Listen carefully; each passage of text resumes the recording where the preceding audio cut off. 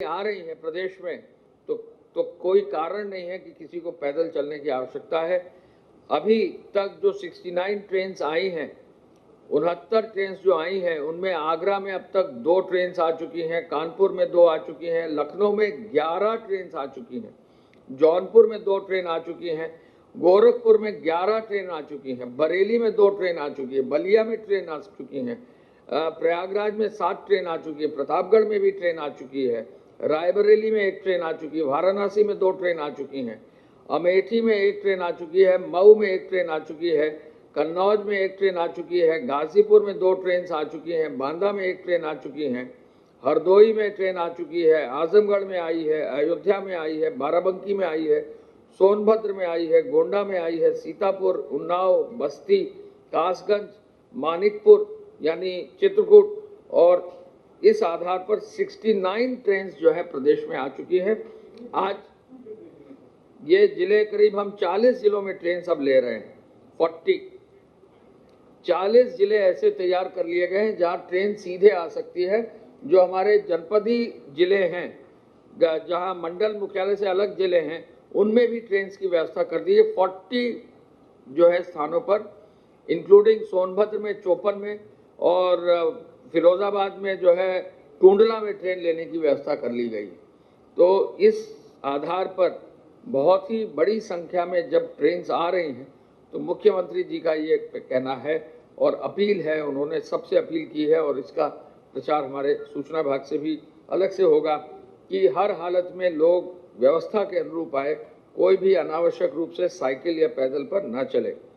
मुख्यमंत्री जी ने ये भी रिव्यू आज किया कि आज कुल मिलाकर 11 ट्रेन आ चुकी हैं और 16 ट्रेन और आने वाली हैं, यानी एक दिन में 27 ट्रेनें आ रही हैं, यानी 30,000 लोग एक ही दिन में जो है केवल ट्रेन से आ रहे हैं और ये संख्या भी बढ़ेगी।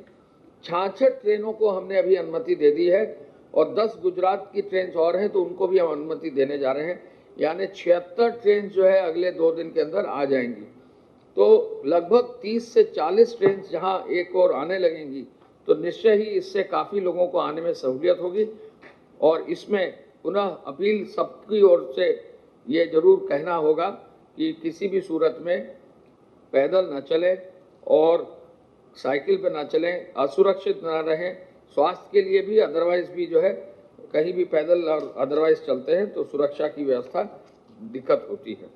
माननीय मुख्यमंत्री जी ने लॉकडाउन को पूरी सख्ती से लागू करने पर प्रत्येक दशा से हॉटस्पॉट क्षेत्रों में सैनिटाइजेशन, स्वास्थ्य की व्यवस्था और डोर स्टेप डिलीवरी का भी आज रिव्यू किया है। आज माननीय मुख्यमंत्री जी ने यह भी निर्देश दिया है कि गृह जनपद पहुंचने के बाद जो परिवहन निगम की बसें हैं वो पर्याप्त संख्या में हर जनपद में रखवा दी जाएं, जिससे किसी भी जनपद में परिवहन निगम की बसों की कहीं कोई कठिनाई ना हो। परिवहन निगम जो है 10,000 बसों के साथ जो है इस व्यवस्था को लागू कर रहा है।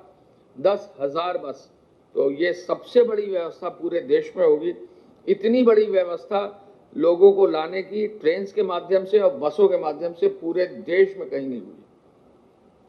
मुख्यमंत्री जी ने 75 जनपदों के जिलाधिकारी के सहयोग के लिए जो आईएएस और वरिष्ठ पीसीएस अधिकारी भेजे हैं वो भी जो है उनसे भी संवाद जल्दी ही वो नियमित करेंगे और उनसे संवाद रखेंगे।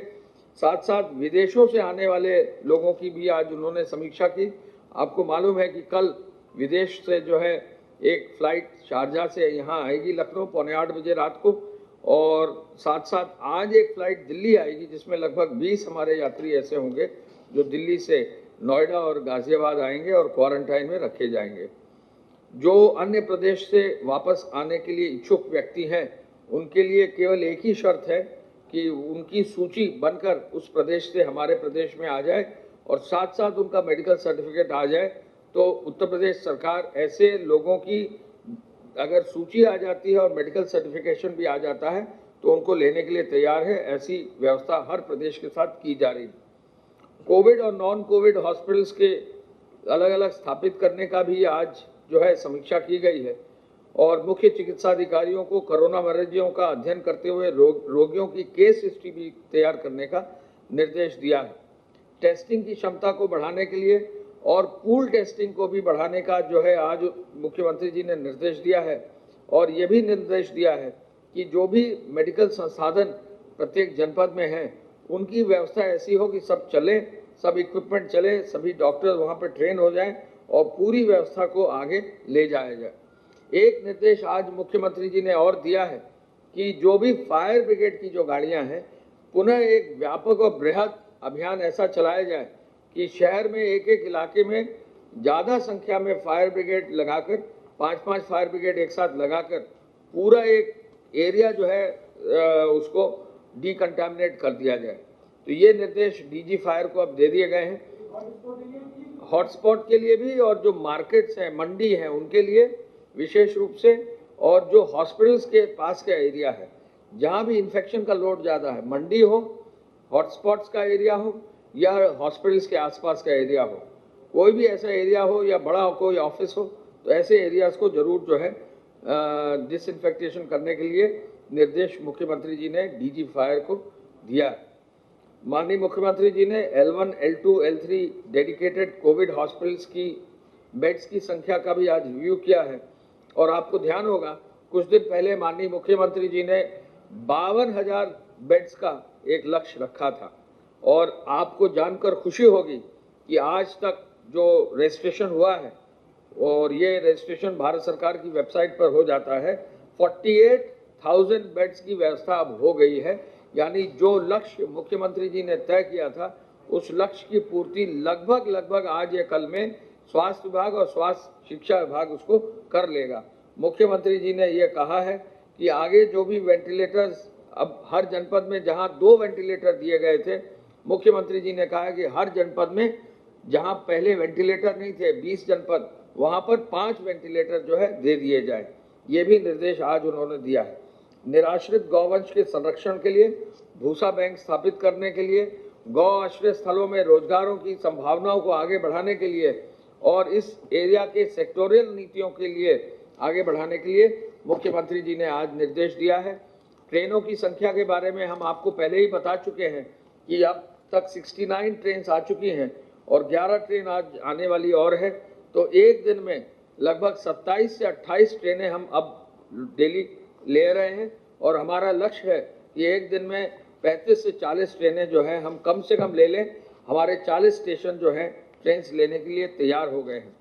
जो गृह विभाग के माध्यम से लॉकडाउन अवधि में कार्रवाई की जाती है, आज तक 188 के अंतर्गत करीब 40,000 FIR यानी 39,439 FIR हो गई हैं, यानी लगभग 40,000 FIR हो गई हैं और 1,14,000 लोगों के विरुद्ध FIR दर्ज कर दी गई है। 37,000 वाहन अब जो है सीज कर दिए गए हैं और जैसा कल हमने बताया था, अब जो है चालान की राशि भी अब 16 लाख रुपए जो है हो गई है। हम ये भी आपको बताना चाहेंगे कि हॉटस्पॉट एरिया में 67 जनपदों में जो 452 हॉटस्पॉट एरिया हैं, इनमें 8,42,000 मकानों में लगभग 47 लाख लोगों को जो है उनकी हॉटस्पॉट के एरिया में व्यवस्था की जा रही है। और साथ ही साथ जो कोरोना संदिग्ध है इन एरियाज में 20,000 लोगों पर भी सर्वेलेंस भी जो है किया जा रहा है। तबलीगी जमात और मरकज से जो जुड़े हुए लोग थे उन पर जो कार्रवाई की जानी थी क्वारंटाइन की, वो कर दी गई है।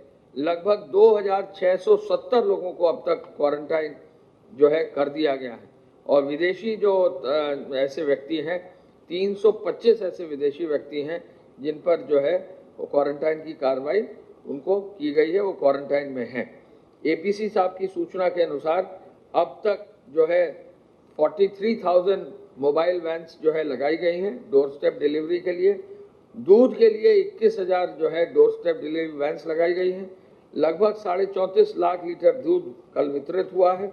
किराना स्टोर्स में 51,549 जो है डिलीवरी के साधन लगाए गए हैं।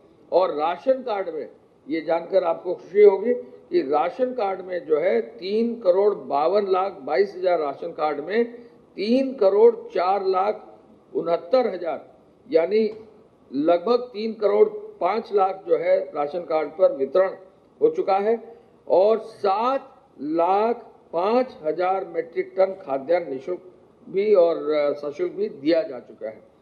जो कल फूड पैकेट्स हैं, लगभग 10 लाख फूड पैकेट कल बांटे गए हैं। गेहूं क्रय में भी काफ़ी तेजी आई है और गेहूं क्रय अब तक 144 लाख क्विंटल गेहूं का जो है न्यूनतम समर्थन मूल्य पर खरीदा गया है। अब तक जो उद्योग चलाने की गतिविधि है उसमें काफ़ी संख्या में उद्योगों को चला दिया गया है, लेकिन जो 1,000 रुपया श्रमिकों को दिया जाता था, नगरीय को, ग्रामीण को, निर्माण श्रमिकों को, अब कुल मिला के 30,94,000 30,94,000 यानी लगभग 31 लाख लोगों को 309.38 करोड़ रुपया जो है 1,000 रुपये की दर से दे दिया गया उनके खाते में। और ये बहुत ही अधिक और बड़ी धनराशि है जिससे जो है सभी लोगों को इसमें लाभ मिलेगा। माननीय मुख्यमंत्री जी ने पुनः इस बात का निर्देश जरूर दिया है कि जो हमारे कोरोना वॉरियर्स हैं उनकी पूरी सुरक्षा की जाए और उनकी पूरी सुरक्षा करने के लिए जो भी करने की आवश्यकता है वो कार्य जो है किए जाएंगे। पुनः उनकी ओर से मैं रिपीट करना चाहूँगा कि लोग पैदल ना चलें, इस ओर जो है हमारा ध्यान सबको ओर आकृष्ट करने का है। राजस्व विभाग ने आज ऐप भी डाउनलोड किया है, आज ऐप भी माननीय मुख्यमंत्री जी के हाथों से जो है उसको लॉन्च किया है।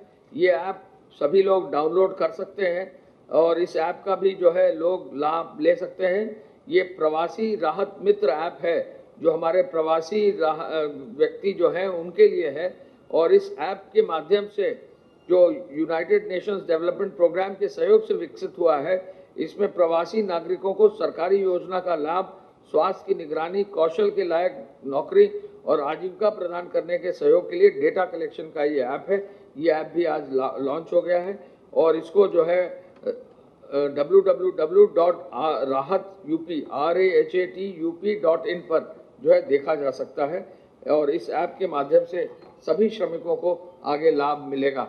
मैं प्रमुख सचिव स्वास्थ्य से चाहूँगा कि कृपया अपनी ओर से जो है विवरण विस्तृत देने के कष्ट करें। धन्यवाद। प्रदेश में इस समय जो एक्टिव इन्फेक्शन के केसेस हैं उनकी संख्या 1,821 1821। कुल अभी तक जो लोग पूरी तरह उपचारित होकर डिस्चार्ज हो चुके हैं उनकी संख्या 1,261 1261।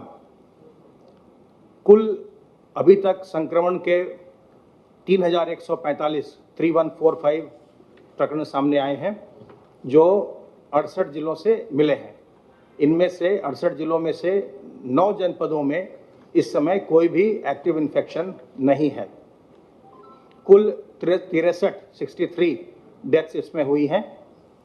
जो सैंपल कल टेस्ट किए गए उनकी संख्या है 4,848 4848 सैंपल्स कल टेस्ट किए गए।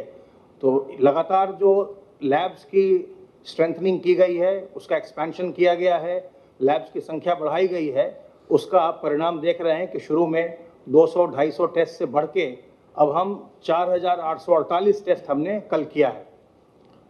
कुल जो अभी तक सैंपल्स टेस्ट किए गए प्रदेश में पब्लिक सेक्टर और प्राइवेट सेक्टर मिला करके उनकी संख्या 1,16,030 116030। कल भी पूल सैंपलिंग की गई, पूल के द्वारा टेस्ट किए गए सैंपल्स के 373 पूल लगाए गए, 373 पूल्स, जिनमें 1779 सैंपल्स की टेस्टिंग हुई। इन 373 में से 18 पूल पॉजिटिव निकले, 355 पूल नेगेटिव आए। एक चीज़ आपको आज मैं विशेष रूप से बताना चाहूँगा कि जो हमारे एक्टिव इन्फेक्शन के केसेस हैं उनमें एक अच्छा ट्रेंड हम देख रहे हैं जिसमें संख्या में कुछ कमी आई है। पीछे लगातार एक्टिव इन्फेक्शन केसेस बढ़ रहे थे। 4 मई को एक्टिव इन्फेक्शन के केसेस 1939 थे, 5 मई को 1862 हुए, 6 मई को 1831, 7 मई को फिर से बढ़कर 1868 और आज 8 मई को 1821। तो 4 मई को जो 1939 एक्टिव इन्फेक्शन केसेस थे, आज वो गिर करके 1821 हो गया है प्रदेश में। हमारे जो डिस्चार्जेस है, रिकवरी है, वो काफ़ी ज़्यादा हुई है इस समय। जो रिकवरी का नेशनल परसेंटेज है इस समय वो 29.35% है। खबरों में बने रहने के लिए RNI की फेसबुक, ट्विटर, इंस्टा और यूट्यूब को सब्सक्राइब करें। बेल आइकन दबाना ना भूलें।